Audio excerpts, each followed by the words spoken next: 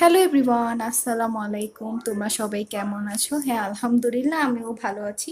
So ঘুম থেকে উঠে ফ্রেশ হয়ে দেন হচ্ছে টেবিলটাকে গুছিয়ে নিয়েছি।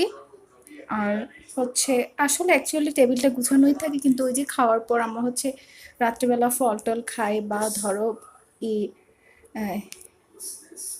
সো একটু এখানে বসে আড্ডা দিই, চা নাস্তা খাই, তো তার জন্য ওটাকে আমি গুছিয়ে নিয়েছি। সো এরপর হচ্ছে সকালে নাস্তার প্রিপারেশন করেছি, সেটা তোমাদের মাঝে শেয়ার করি। সবসময় তো একঘেয়েমি ব্লগ দিলে তোমাদের কাছে বোরিং লাগবে, তার জন্য সো আজকে একটু চেঞ্জেস আনলাম।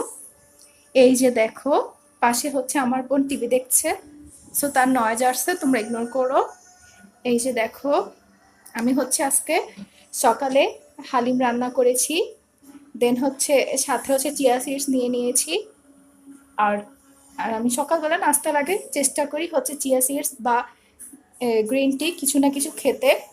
আর খালি পেটে এগুলি খেলে খুবই ভালো শরীরের জন্য।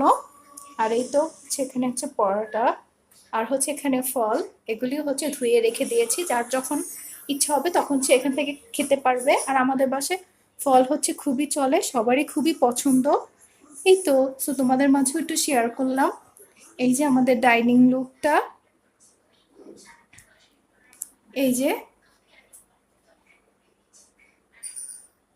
সো যদি ভিডিওটা ভালো লেগে থাকে একটা লাইক দিও, কেমন লাগলো কমেন্টসে জানিও।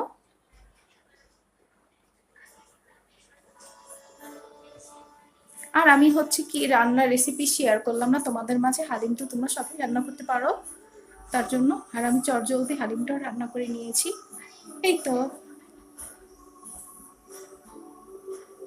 এই তো রান্নাঘরের এক সাইড, আর হচ্ছে এই যে ডাইনিং এর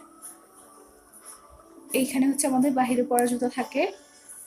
এই তো, সো আল্লাহ হাফেজ।